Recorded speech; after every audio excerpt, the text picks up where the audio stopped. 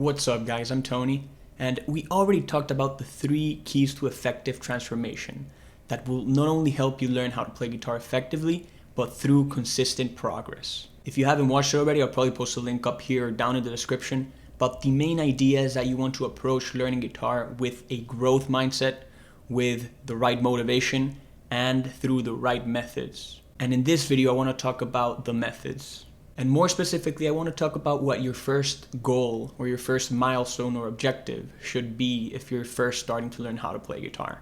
There are already too many videos out there that explain how to do very specific things, like put your finger here, put your finger there, fret 1, fret 2, and strum like this. And all of that is really useful when you're looking to play that specific thing. But then how do you know what specific thing you should be looking at and when you should be looking at that specific thing?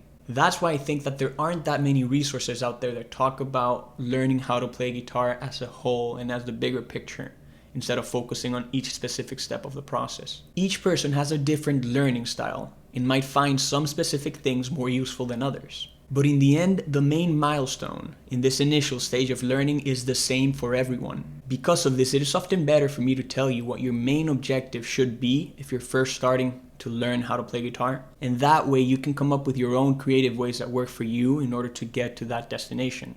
So that's what I'm going to do today. I'm going to talk about the bigger picture and what the process is going to look like, and I'll show you what I think your first objective or your first goal and first destination should be when first starting to learn how to play. Okay, so the first thing that you need to know is that the simplest way to play a song is by playing certain chords in a certain order and for a certain period of time. That's the simplest way to play a song, and that's what I think you should learn how to do first, so you can start playing songs and seeing results as soon as possible. So the next thing you need to know is what a chord is. And a chord is just 3 or more notes played at the same time. That's what a chord is. And specifically for the guitar, you play 3 or more notes by using your fretting hand to press certain strings on certain frets in a way that you're playing the notes that you want to play and the notes that are within that chord. In the end, what you have is that your fretting hand is making some sort of shape. And that's why we refer to some chords and refer to the way of playing certain chords as making a certain shape with your fretting hand. It also turns out that a lot of songs just involve playing a handful of chords in a certain order and then just playing that in a loop, and that's the entire song. And that sometimes involves playing 2 or 3 or 4 chords and repeating that over and over again. So what I'm going to do is I'm going to play 4 different chords in a certain order and repeat those over and over again and show you how that can become a song, and that actually can become different songs, and that's what happens actually in different songs.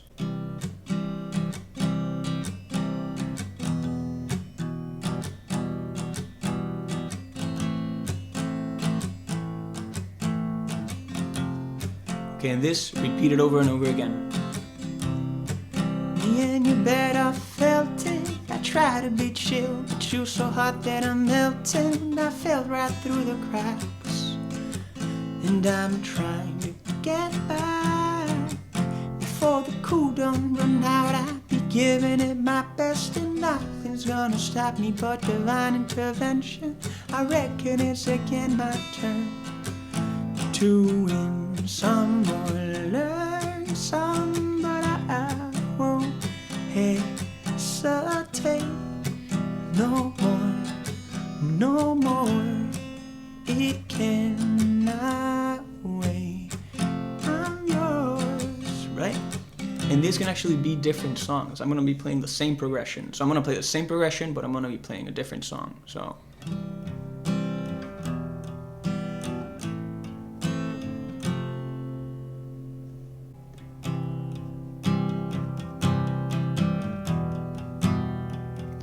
notice how the only thing I'm changing is how I'm strumming, right? To change the mood of the song. Never mind, I'll find someone like you. How he gave you things I wouldn't give to you. Never mind, I'll find someone like you. How he gave you things I wouldn't give to you. So there you have it. Those are two different songs that are played with the same progression, and that pretty much starts to show you how versatile all of the chords that you learn are going to be. So that's actually great news, right? Only by learning a handful of chords, you'll be able to play hundreds of songs. That's why the first thing that I recommend you should learn are what are called the open chords. Open chords are those chords that you can play right here down the neck on the first couple of frets without the need to bar any strings. Barring a string just means that you used your index finger or any other finger to play different strings on the same fret. So this would be a bar chord. And these chords are slightly harder to play because you need to build the strength on your index finger, but eventually with practice you'll build that strength. But in the first step, in the first milestone, I recommend you to cover only open chords and get to bar chords later on. So this is why your first objective, your first milestone, your first destination should involve doing three things. The first thing is learning the open chords and learning the shapes that your fretting hand needs to be making. And that involves making the shapes, pressing the right strings on the right frets, and making each string sound clearly, right?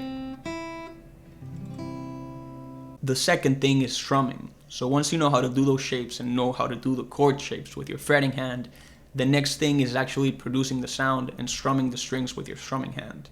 In the beginning, I would recommend learning the most basic strumming pattern, which is downstrokes to each beat. And the beat is what you would stomp your feet or clap your hands to a song to. So that means doing something like this.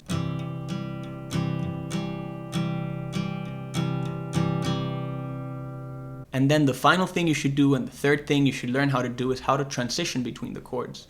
So now that you know how to do the shape, you know how to do a basic strumming pattern, now you want to be able to switch between chords in a way that you keep the tempo of the song. So that means what I was doing before playing that song. So playing a certain chord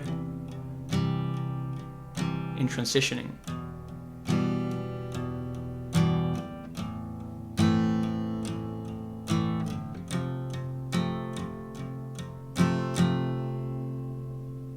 Now these three things sound really simple, but you might have noticed already that they're not simple at all when you're first starting, and that's completely normal. Nobody finds this to be simple in the beginning, and they're really hard to get used to. But with consistent practice and trying those and making the effort on the right chords and the right strumming patterns and taking the time to do that and focusing on doing that will give you great results. Always remember that when you're practicing these and you feel like you're making a lot of effort or it's really difficult to do, always understand that that difficulty means improvement.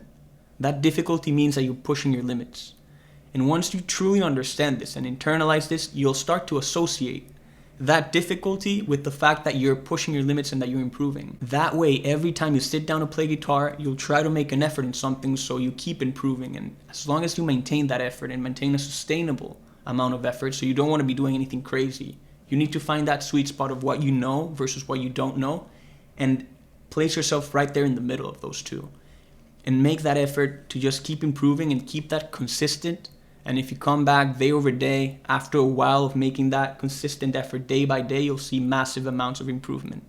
The best part about open chords is that once you get a grip on these, you'll be able to look up a song online, chords of a certain song online, and you'll get the lyrics of the song with the chords on top of these, and you'll be able to play songs that you've never played before on the spot.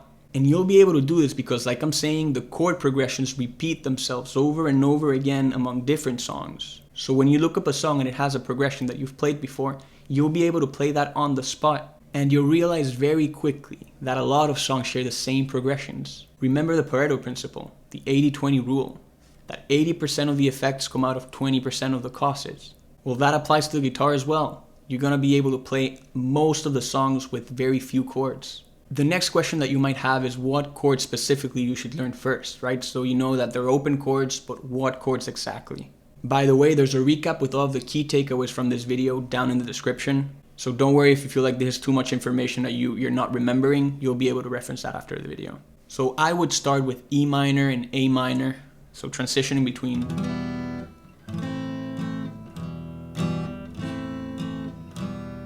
And then after that, you'll also notice once you start looking up songs online that a lot of songs have also the shapes G,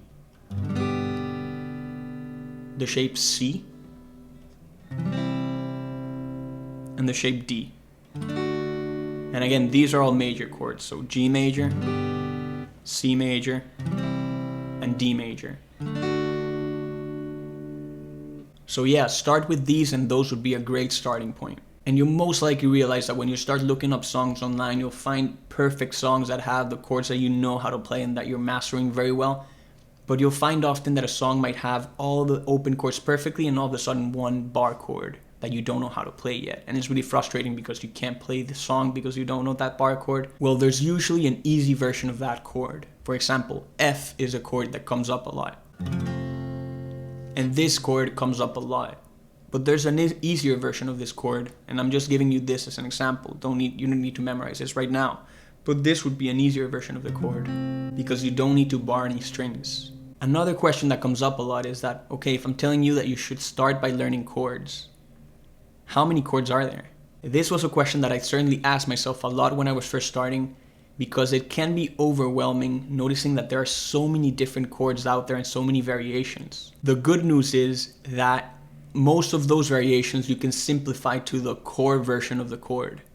And I'm actually working on another video right now where I'll explain how chords work and the chords that you should be learning first. But the good news is that the short answer to that question is that there are only 5 fundamental shapes.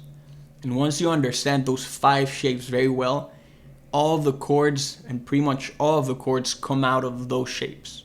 So whenever you learn a new chord, you'll say, oh, so this is this shape with this finger moved or this fret moved. And you'll gain a lot more context if you understand those 5 shapes. And I'll tell you what the 5 shapes are right now. So the 5 shapes are C, A,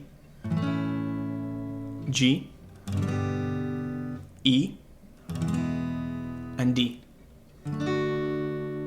So those are the 5 shapes that once you learn, those would be 5 different major chords, but you can leverage those shapes to make a lot of different chords. So that is what I think should be your first destination or your first milestone while first starting to learn how to play the guitar. Learn the shapes of the open chords, learn how to do basic strumming patterns, start with just downstrokes to the beat, and then practice chord transitions. With those 3 elements, you'll be able to play simple songs and actually a lot of songs out there. And that'll get you to a great starting point because you'll be able to play songs and actually start producing music yourself. But for now, we've already covered a lot, so that's it for today. Thank you all so much for watching. So that is it for today, and I hope you found this helpful. I'm definitely going to be posting more videos about tips and guidance into the process of learning how to play guitar. So definitely make sure to subscribe and hit that bell button so you get notified when those come. Also, if you like this video, make sure to like it and drop down any comments with your thoughts down below because any type of support goes a long way and I really appreciate that. But again, thank you all so much for watching and I'll see you next time.